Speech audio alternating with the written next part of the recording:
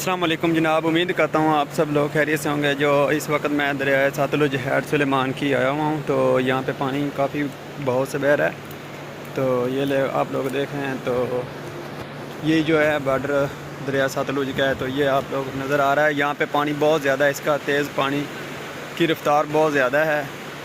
तो इसलिए मैं आप लोगों को दिखा रहा हूँ, पानी बहुत तेज़ है। आप ये शिकाट आप लोग देख रहे हैं, पानी की आवाज़ शनशार कितनी है इसकी। ये सारा पानी का ही है, तो वो देखें आप, दूर दराज तक पानी नज़र आएगा आप लोगों को।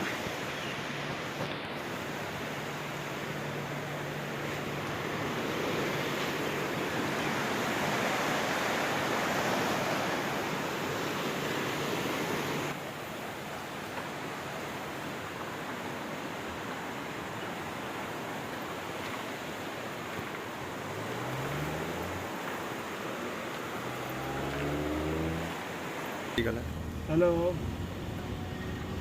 दीपालपुरा में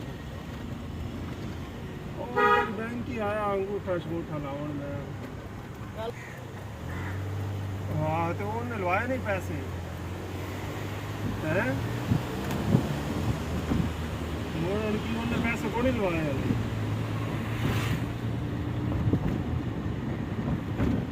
इधर पानी ज़्यादा है की याद है भाई हैंड के अक्सर लोड है अज। अच्छा हाँ अच्छा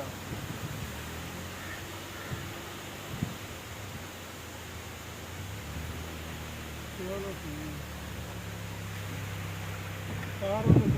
यार पैसे दे साढ़े